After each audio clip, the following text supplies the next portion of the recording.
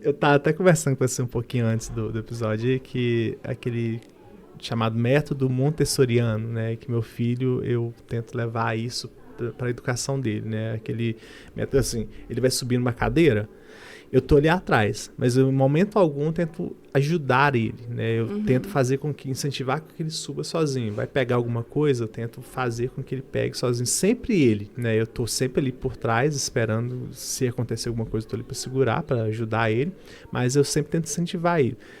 E isso faz com que ele, o desenvolvimento motor dele, né, fique muito melhor do que o normal, né? Só que também, né, eu até me confundi, ou não sei ainda se ele pode estar tendo algum TDAH, por exemplo, DH, porque ele é muito agitado. Aí eu nem sei se é pela questão que eu incentivo ele demais, né? Porque você até falou em relação à fala. Né? A fala da criança, por exemplo, se você não incentivar, né, se você não conversar, não tentar mostrar para ela esse tipo de comportamento, ela também vai ficar bem atrasada nesse desenvolvimento, né? E tem alguma relação a isso, você incentivar e o desenvolvimento também pode estar melhorando? Você faz isso dentro da clínica? Como que funciona esse tratamento aí? Isso que a gente, né, essa estimulação aí que você está fazendo com seu filho, né, é muito importante, né? O ideal seria que todo mundo tivesse essa oportunidade, né? Porque a gente cria para essas crianças oportunidade de ensino. Então, quando o seu filho vai subir numa cadeira, se você já pega ele pelo bracinho aqui e já senta ele perde a oportunidade de colocar o joelhinho, de ponderar a força, de fazer um equilíbrio, de jogar a outra perninha, de sentar, né? Então, assim, ele perdeu uma chance de aprender. Não quer dizer que você não possa, vez ou outra, auxiliar. Esse é o papel do pai, né? Da mãe, ser auxiliar no desenvolvimento do filho. E as crianças precisam disso, né? Porque elas estão em desenvolvimento. Mas hoje a gente fala de uma sociedade que poda muito isso, né? Tudo é muito, toma aqui, faz assim, já fiz para você. Tanto que, às vezes, crianças bem mais velhas chegam lá no consultório e não sabem se limpar, não sabem tomar banho.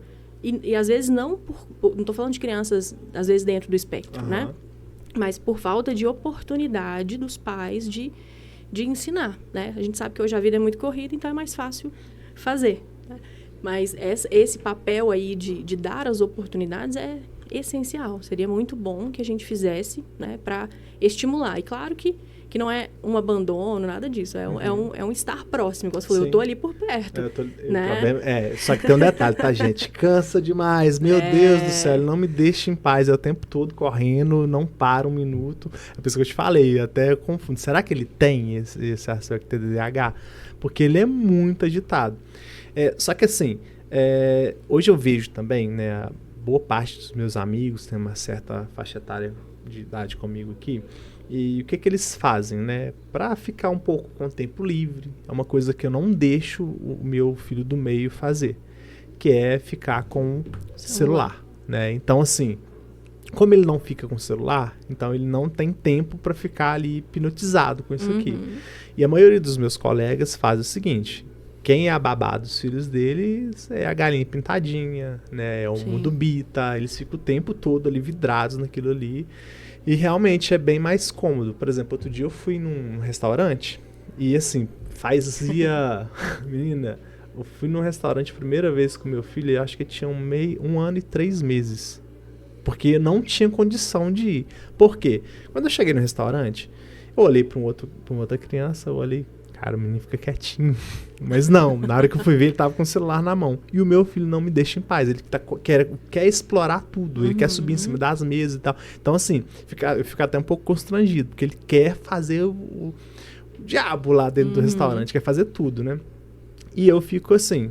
Mas depois eu fico pensando, cara, mas lá na frente eu acho que eu vou colher um fruto legal. Porque ele tá se desenvolvendo bem mais do que aquela criança que fica no celular o tempo todo, né? Exato. E assim, essa coisa das telas hoje, ela já é bem clara, né? As pesquisas já nos apontam isso, que o ideal é que até os 2 anos a criança tenha 0 de tela. Aí né? É difícil. Porque tem que ter um momentinho de lazer. Sim, né? Mas assim, eu falo assim, o que os estudos dizem, né? E eu falo muito isso. A gente, claro, vai pensar, né, na rotina dessa casa, nessa família.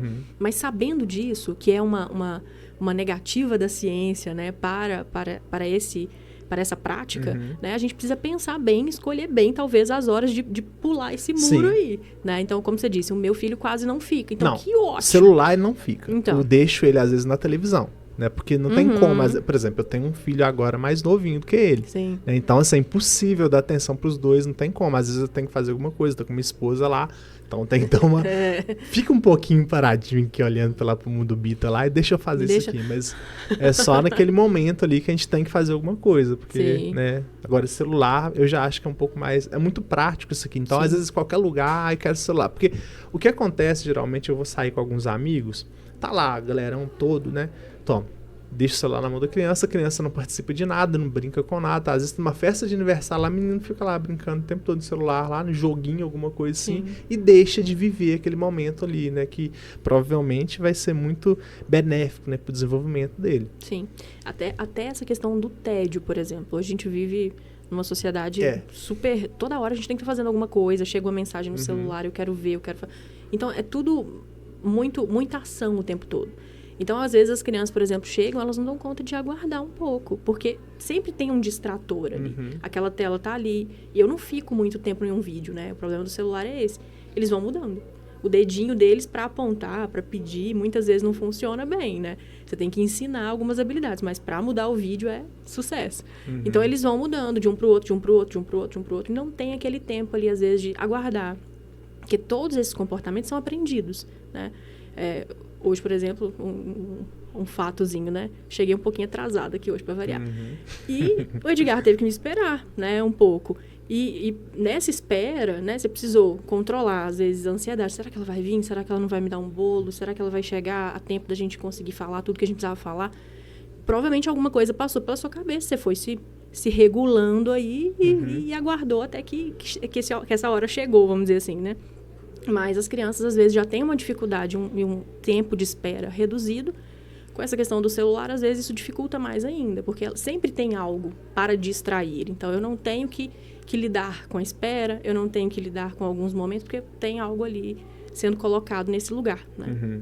Então, é importante também ficar atento a essa coisa das telas, né? Elas, às vezes, roubam essas oportunidades que a gente falou antes de aprendizado, né? Não só de ações, mas, às vezes, até de abstinência aí de algumas coisas, né? E o que eu percebo é que muitas crianças hoje não conseguem ficar, por exemplo, sei lá, senta aqui e espera o papai um pouquinho. Não, é impossível. Não porque tá querendo explorar outra coisa, porque não consegue, porque não tá o tempo todo querendo ali, a mãozinha tá até coçando querendo o celular, né?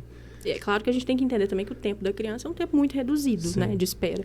Mas se eu não ensino isso agora, mais difícil fica lá na frente.